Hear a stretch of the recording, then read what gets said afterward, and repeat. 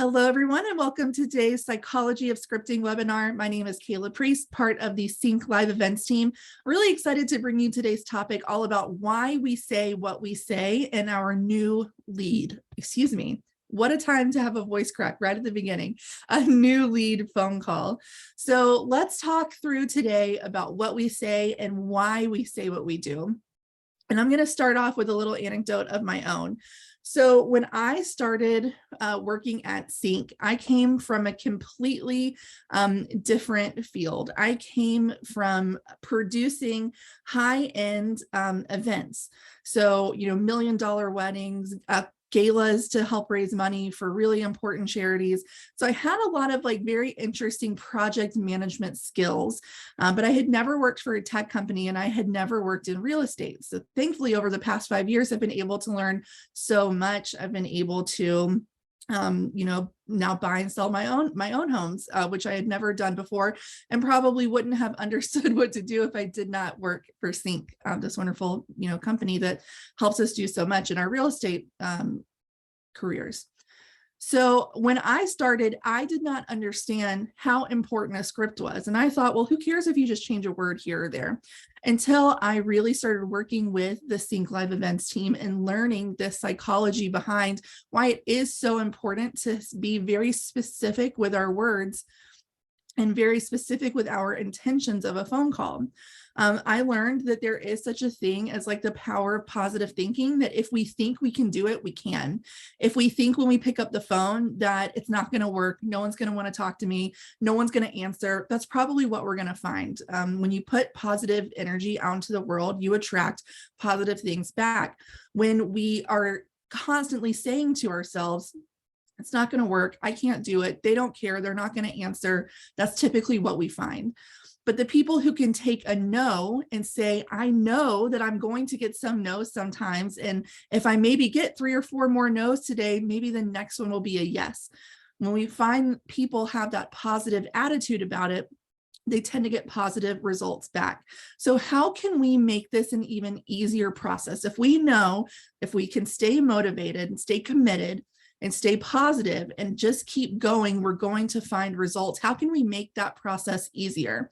And so in researching for today's webinar, and of course, through all the things that I've learned over my past 5 years with CINC, so there is a science to learning scripts. When we memorize certain words and we really commit it to memory, we say that we're learning it by heart. But what we actually are doing it, or what we're actually doing is learning it in our brain. There is a specific part of our brain that is activated when we are learning and memorizing scripts, and it commits it to our long-term memory. The reason that's so important is think about how often we get in a car, we drive somewhere, maybe it's leaving work, going home, leaving a friend's house, coming home, and we pull in our driveway and we think, how did I get here? We almost kind of black out. That's a little bit like learning this script. When we learned how to drive a car, it was super scary because there are so many things to consider, but now we don't even think twice. We get in the car, we buckle our seatbelt, we crank the car, we put it in, drive, and we go. And then when we stop at red lights, we don't think, okay, I got to stop. We just know to stop. That's because driving and all those things that go along with it have been committed into our long-term memory. It has become muscle memory for us. And you can do the same thing by learning a script. And a good script is going to always lead you in the right direction. And I actually wrote this down in doing my research because I wanted to make sure that I said this correctly. So it does imprint into different parts of our brain and allows us to access that automatically and effortlessly. So when someone throws a real curveball in your phone call, you're not going to be scrambling, wondering what to say. You're going to be able to effortlessly pull your response from that long-term memory part of your brain. And then finally, good scripts predict all issues and know how to answer every objection and get barriers out of the way. And so that's a lot of what we're going to be talking about today, is how specifically the words that we use help us to remove all barriers and make sure that we're not setting potential landmines for ourselves later in the conversation. So let's first start with our opening line. And the opening line, if you have been to CINC University, if you've been doing the bi-weekly scripting and role play webinar, which we'll talk about a little bit later, you have seen this before. So this opening line is essentially our kind of, let's start the conversation off on the best foot possible. And this is going to be for new leads we've never spoken to before. So this could be someone that registered yesterday. It could be someone that registered last year. If we've never spoken to them before, this is the script we want to use with them. Now, you're going to notice that the through line of all of this is practice. At the very end, I'll be giving you some resources on where and how to practice. But the only way we can commit this to the long-term memory of our brain is if we continuously practice and we learn to say it, not so it sounds like we're reading it from a page, but so it sounds natural. So know that the very first time I ever taught on scripting, it came after weeks and months actually of practicing, making sure I understood everything in and out, and I could say it with confidence, just like you're going to be going after. So if you're reading this for the first time today and you're saying, Kayla, that's really crazy, I will never be able to say that, you just have to practice and remember that that positive thinking really comes with positive results. So I'm going to read this first the way that I would say it if a lead answered the phone for the first time. And then after that, we'll break down why we're saying what we're saying and look at the psychology of why this is structured the way it is. So if the lead answered the phone, I would say, hey, this is Kayla with the home search site. I noticed you were looking in Atlanta at some homes. I'm curious, are you just looking to make a move in the next few months, or are you just browsing? So you notice that I tried to use some inflection. Hey, this is Kayla with the home search site. It wasn't, hey, this is Kayla with the home search site. It was sounding interesting. It was tonality. It was making sure that I really sound like I'm talking to a friend. There's a trainer at CINC named Eric Grabner. He was one of, I think, like our first 10 or 15 employees 10 years ago. He's still working with us. And it's something I learned from him called the best friend effect. If that's not exactly, it's the best friend, I consider the best friend effect. He might call it like talking to a best friend. But basically, the only way that we can get someone to be interested in what we're having to say is for us to be interesting. And the easiest way to be interesting is simply to show interest in someone else. So it's a little bit backwards, but when we say things like, I'm curious, when we use that tonality to make it sound like we are talking to an old friend, then the person is going to be more likely to open up. So we say, hey, you can also say hi. I'll be telling you when you can change some words, there. Hello, whatever sounds right for you. I would probably say, hi, this is Kayla with the home search site. I'm going to break down in a moment what we don't say. But in this case, let's talk about what we are saying and why we introduce ourselves with just our first name and the home search site. If I say that I'm Kayla Priest with CINC Realty, do you think that maybe someone has a negative view of my brokerage? I hope they don't, but maybe they do. So we simply don't say it. We don't say that I'm an agent here and whatever, because what if someone had a bad experience with a real estate agent, and as soon as they hear that, they're just going to hang up the phone because they think I'm tired of getting phone calls. I wish I had never signed up on all those sites. So instead, we just simply say it's our name. So in my case, Kayla with the home search site. We don't say the home search site that you registered on, and we'll talk about why in a moment. So we simply say the home search site. I noticed you were looking in Atlanta or whatever that favorite city is that the lead has at some homes. And then we're saying that, so they basically were saying, I know that you are interested in buying or selling. I know that you are on my site, but we're not going to say, I saw you on my site or I saw you registered on my site. We're simply going to say, I noticed you were looking in Atlanta at some homes. And then I'm curious, and that's where we really want to take a pause, right? I'm curious. Are you looking to make a move in the next few months, or are you just browsing? And that's what's called an A-B question. If you're not familiar with an A-B question, it is simply giving options. If you've ever, been caring for or raising a toddler and you give them options. So if they're feeling, really needy that day or really demanding that day, and we say do this and they don't want to do it, but if we give them options and they feel like they have a little bit of agency, they're maybe more likely to go along with it, right? So we're going to give our leads some options. Are you looking to make a move in the next few months? Notice we didn't say buy or anything like that, but just simply make a move in the next few months. Or are you just browsing? So it's an A/B question. Now, a lot of times people say, well, I don't like when people say they're just looking, so why am I going to ask them that? And that's simply because that's where most people start. And just looking or just browsing is not actually an objection. It simply just is. Sometimes people just say, I'm looking. That doesn't mean that they're saying I'm never going to buy. It just means I'm kind of dipping my toe in right now. And this is a really wonderful time for you to be able to connect with them and start to build rapport with them. So most people are going to say, yeah, I'm just browsing. So the lead's going to say, yeah, we're just browsing for now, or yeah, just browsing, just looking. And then you're going to say, perfect. That's exactly what the site is for. So again, we're using our tonality, we're using our, the way we're speaking to sound interested. So perfect. That's exactly what the site is for. Letting them know, continue to use the site. That's what it's for. It's to look. And then while I have you, what's prompting you to browse? And if someone had said, yeah, we're just looking for now, then I'd want to mirror that same language back to them and say, what's prompting you to look? So I'm not saying I don't really believe in mirroring someone's energy, because if someone's energy is super low, I don't want to mirror that. I want to try to pick it up a little bit, but we can mirror language because that lets people know that we're listening. So if we ask, looking to make a move in the next few months or just browsing, and they say, we're just looking for now. Perfect. That's exactly what the site is for. But while I have you, what's prompting you to look? If they use the word browse, then we just stick with browse. So let's talk now about what we don't say and why. So this is where the psychology really comes in, because again, we don't want to set any landmines for ourselves that we're going to find later in the conversation because we didn't structure it correctly in the beginning. So we never want to call and say, hey, how are you doing?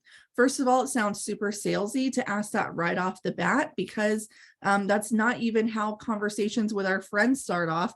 We normally, start off by saying like, hey, what are you up to right now? But we never really start the conversation, especially with someone we don't know, with how are you doing? So first of all, it sounds super salesy. It's what a lot of true like telemarketing firms do. And that's not what we're doing. Second, it also gives the lead the opportunity to say, I'm actually doing pretty crappy today. And then it's really hard for us to come back from that. Now, most people are probably just going to say, yeah, I'm fine. How can I help you? They're figuring out like, is this a phone call I even needed to answer? So we just don't want to start off on that foot. Even if someone is just, plays the polite, I'm fine, they're still going to be thinking, who is this? Why are they asking me this? So we just want to skip it because it's not adding anything to our conversation. Again, I kind of mentioned this earlier, but we don't want to say a company or a brokerage name. Now, of course, and I've added that to this list so I could make sure that I gave you the caveat. If someone asks, who are you with, or anything like that, where I'm not saying to be dishonest, I'm just saying we don't say it in the opening line because it just is unimportant. And as I mentioned earlier, it can give that negative connotation that is hard, again, for us to come back from. We don't use a lead's name. Again, that is because if someone else answers the phone, maybe it's like a couple and they registered under the spouse's name, and then you call and you get the other person, and that's just a really quick way for it to end the phone call when really you were talking to the right person. It also gives them the opportunity to say, oh, there's no Rachel here. Even though you may very well be talking to Rachel. Again, it just sounds a little bit salesy. We just assume we're talking to the right person, and we just see where the conversation takes us. We don't use the word registered or signed up. There's some studies that tell us that leads typically are signed up on anywhere between like 5 to 7 different sites. That's because they don't realize that it's the same information. Typically, if you have an IDX feed on one site and an IDX feed on the other, the layout is different. The teams working the sites are different, but it's the same homes that are on the MLS, right? So they don't understand that they really could just sign up for one site and not get bombarded with a bunch of emails and stuff. But they sign up looking for variety. So when we say that you register on the site, it's really easy for them to say, well, I didn't register anywhere. Yes, they technically did sign up. They did register. They accepted terms and conditions to be on our site. However, that it can give people kind of a red flag of like, I didn't sign up for anything. Because then they think maybe that they're obligated to pay something or whatever. So we just leave that language out. And that's when we say, remember that we noticed you were looking at some homes in that area. We never say like, hi, this is Kayla from CINC Realty. I saw you're looking at some homes. Is there anything I can help you with? Because at this point, they don't know you. You are a stranger on the phone. Buying and selling real estate for a lot of people is the biggest transaction of their life. And it comes with a lot of anxieties and worries. Can I afford it? Am I going to be in the house I want to be in? Will my family be happy? What's this going to do to my finances? So there's a lot of worry for a lot of people. And so they really don't think you can help us. And they also don't want to dive into all of that with a stranger. So when we say, is there anything I can help you with? Is that a really great kind of like servant's mindset to have? Yes, it is. But again, it's just a potential pitfall where then that brings up all this anxiety for someone and they think, I don't know this person. They can't help me through all of that. And so they put up a roadblock at that point. And then finally, we don't make assumptions. And this one is pretty open. This is basically, calling and speaking with a woman who says that they want a 4 or 5 bedroom home. And you say, oh, so it's your husband and kids. We don't assume that someone's married. We don't assume someone's sexuality. We don't assume that someone has kids. If someone says they want to live in the city, we don't assume that they're single. Basically, we don't assume anything.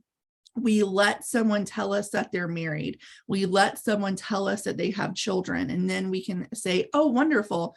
How old, boys or girls? We can ask questions about it, but we never assume, because again, that's a really quick way to anger someone over, you just trying to make conversation. But we never know what someone's going through. If we assume that someone has children, but they've been having fertility issues, for example, it can be a very difficult thing to struggle through for a lot of people. So we just never make assumptions because we don't know where it will lead us and we don't know what it would bring up for the lead. So when we say that like this opening line has been tried and tested and we know that it works, we know that it works. At CINC University, which is our 3-day course, it's in person over 3 days, a Tuesday through Thursday.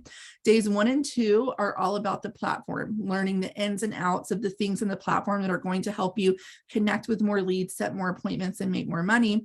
Day 3 is conversion day. And it is where we go in depth on this script.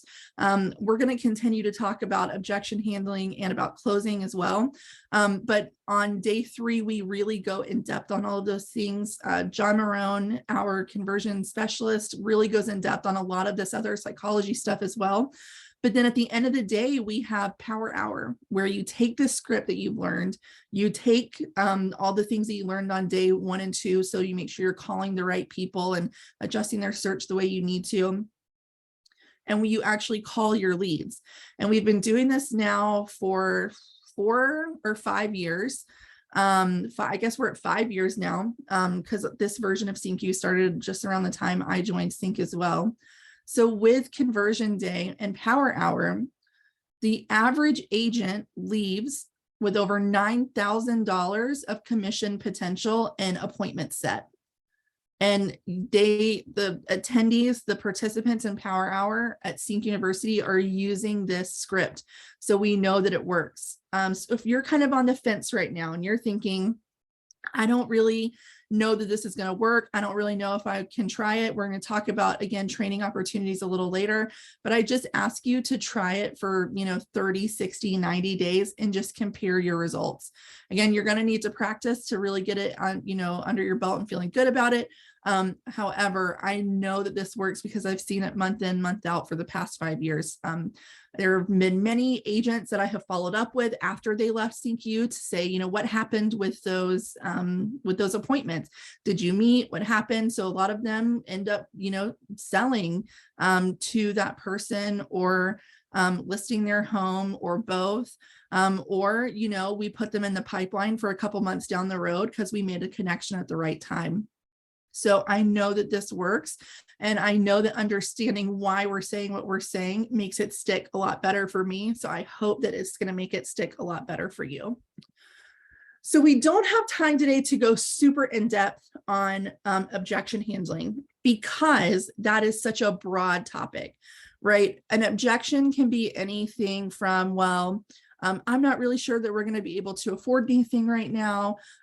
It can be, well, actually my sister is a real estate agent, and so I think we might use her. In the back of my head, when someone says things like that, I know that there are questions that I need to ask to break through that.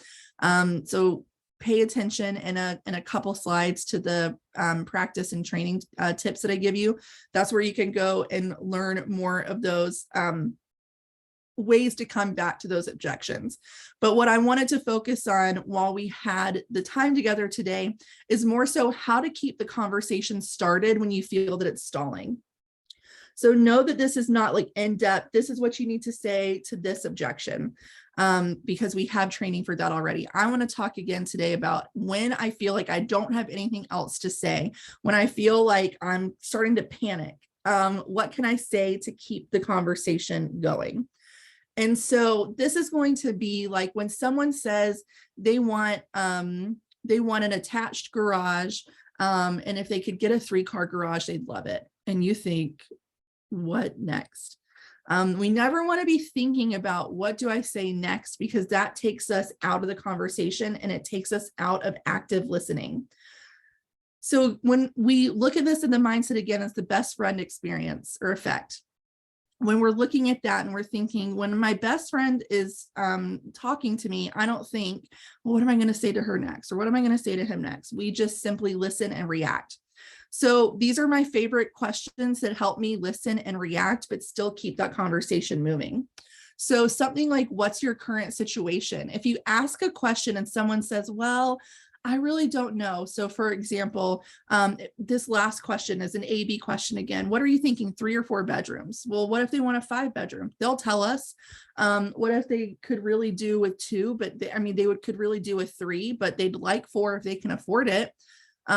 So a lot of people might say that, but sometimes people might, still be a little bit afraid to open up. So they may think, oh, I really don't know. So then it's kind of hard to come back from that. So that's when I love this question. Well, what's your current situation? And we ask them that, and then we might find out why they're thinking of moving. So for example, well, I don't really know how many bedrooms quite yet. Okay, well, what's your current situation? Or, what's your current home look like? And then they might say, well, we've got 3 bedrooms, but they're really small. And so I would really love to have some more space. Awesome. So you've got 3 small bedrooms right now. So you're thinking 4 or more bedrooms, maybe with a little bit more space. And they, basically we're kind of repeating back to them what they said. And they might say, yeah, that actually sounds good. So when we ask what's your current situation, we can maybe find out what the reason they have for wanting to get out of that situation. So what's your current situation is a great one too. They might also say, well, actually we're currently renting. And so I just don't really know what I'm going to be able to afford. So, what's your current situation doesn't even have to be about what they're currently in. It could just be a very high level, we're renting and we're first time buyers. We don't really know what to do. So again, someone says something about a garage that doesn't seem very interesting to you, but you're not really sure where to go from there. So you say, that's interesting. Why is that important to you? Remember I said at the top, when we appear interested, we therefore are more interesting to that person. So we can literally show interest by saying, oh, that's interesting. Why is that important? Or, if someone says, yeah, I'm actually helping my friend who's moving into town, with this search. Oh, that's the nicest thing ever. these little kind of like, interspersed like little kind of bridges to get us from something that's like really not that interesting, but it can give us the opportunity to sound like we're really interested in like digging, what they're saying. So that's interesting. Why is that important is a super great question to get to find out a why. Why is so important in these conversations. The why is the motivation. Why are they deciding to buy or sell right now? So when we ask why questions, we're able to break through those what's, the what of a garage, and say, why is that important? Well, I actually have a woodworking business on the side, and I need a lot of space to be able to, do my projects. What else? This is a question that kind of gives you the opportunity to say, like, we've talked about a lot of other things, but is there anything else that's important to you? But not, is there anything else that's important to you? Because that's not open-ended. What else, or what else is important to you, is a really great question that helps keep the conversation moving. What would that mean / do for you? This is another that helps us with motivation. So if someone says, well, I'm going back in the office 3 days a week, and I'm really going to miss, working from home. So I really just want to be closer to my office. And then you can ask, well, what's your current situation? How far away are you currently? They might say, well, right now my commute takes me, 45 minutes one way. So you're going to be like, okay, wow. So that's 90 minutes a day. I'm pretty bad at math. 90 minutes times 5, that's a lot. That's almost 5 hours a week in the car. They told me that they were only going back in 3 days, so I'm still a little off, but you get the gist here. So if you say, okay, how close would you like to be? Well, I'd love to get my commute under, under 30, under 25 minutes each day.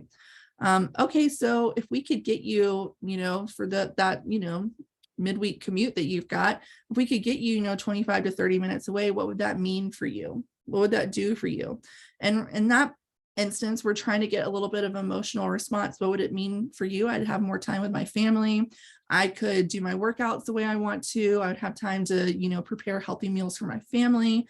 I'd be able to work on that woodworking business that I've got going on, right? So we're looking for an emotional response, and that's going to help us close.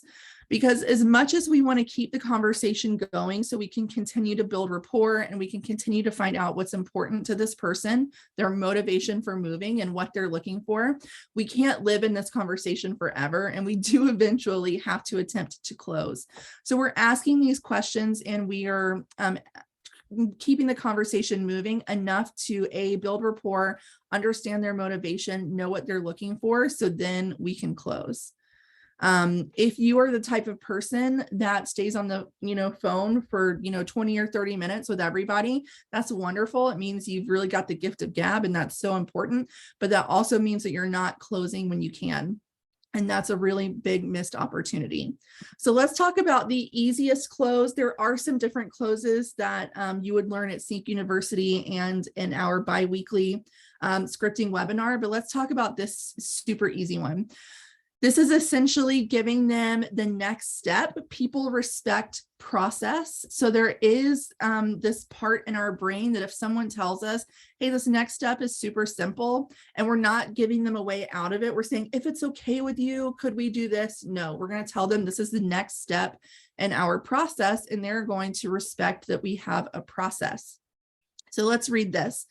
First, I'm just going to go step by step, and then I'll say it again like I would if I was on the phone with someone. So the next step is super simple. Let's set up a quick and easy 15-minute Zoom or face-to-face meeting. This way we can show you our win strategy and bring a list of hand-picked homes for you that align with your goals and needs. What works better for you this week, day or day? So, Friday or the weekend, if we're talking on a Thursday like we are today.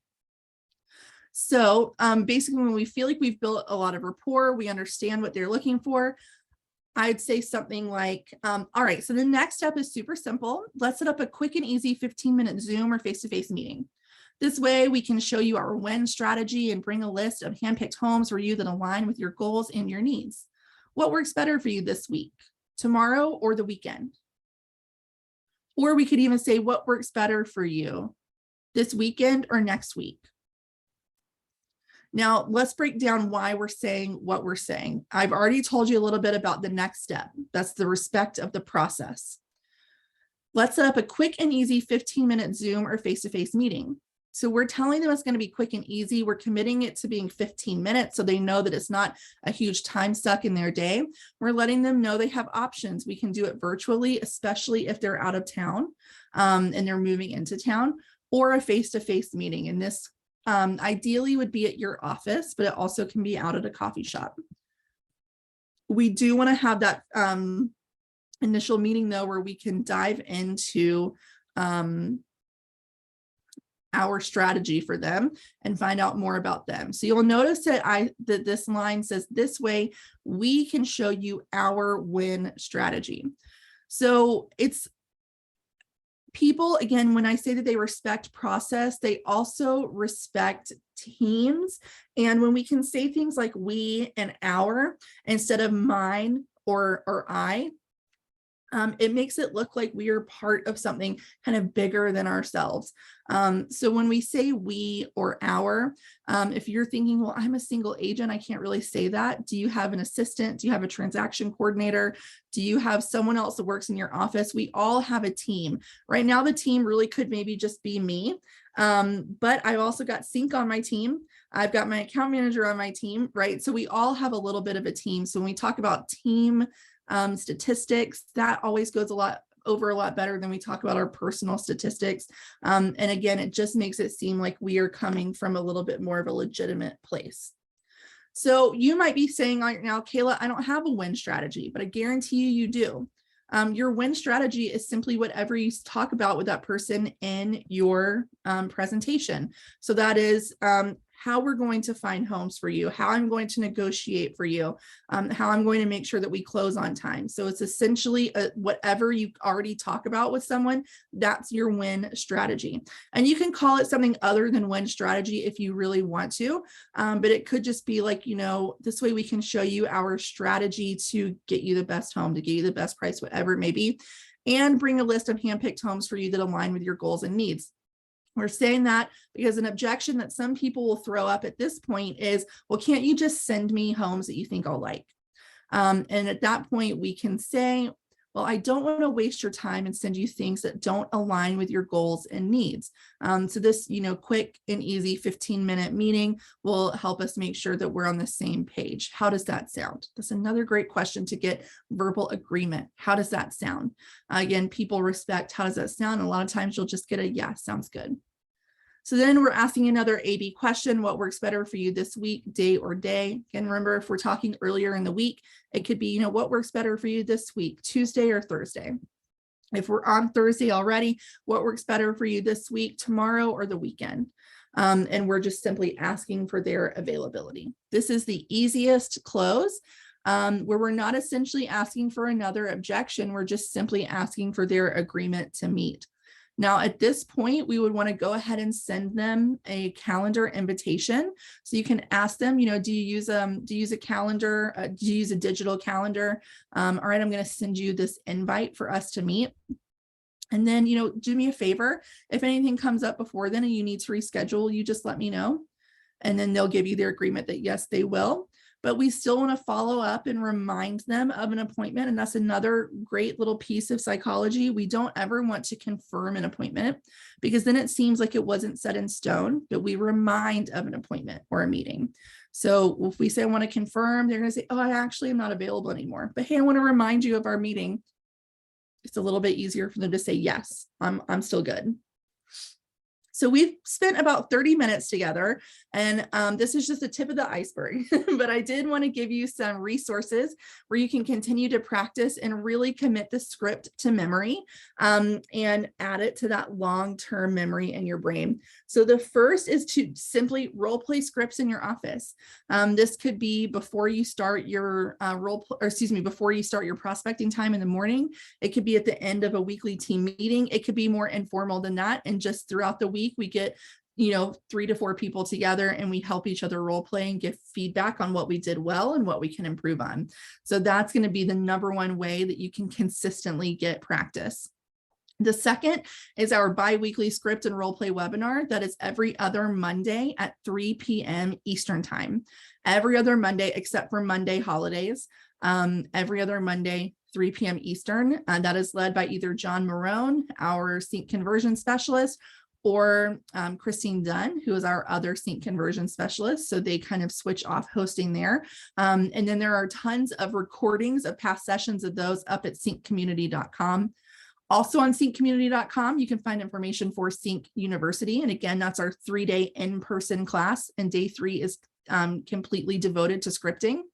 And then finally, the CINC Summit, which is again coming up next week. So last minute invite if you haven't already received anything, but we do have a special conversion day add-on for CINC Summit. So I'm going to really quickly pull up CINC University just to, cincommunity.com, where I can show you where to find all of these things. So CINC University is here, and we are on for Huntington Beach in November and Nashville, Tennessee in December. So these are really wonderful times to come and get platform and scripting training. Also, our Summit conversion day is next week. If you're interested in attending Summit, there's information here, cincommunity.com/summit. You can either buy a ticket just to Summit, our 2-day event, October 20th and 21st, or you can just buy either these conversion day or mastermind add-on tickets, or you can buy all 3. So these are essentially add-on experiences that happen the day before Summit starts for only $99. And remember, I told you earlier that the average agent leaves with $9,000 worth of commission potential and appointment set. So amazing ROI for both of these events. So we would love to have you. We have a wonderful lineup of featured speakers, Burl Workman and ET, as well as a homecoming costume party where we have prizes for the best costume. So it's going to be a really, really fun event.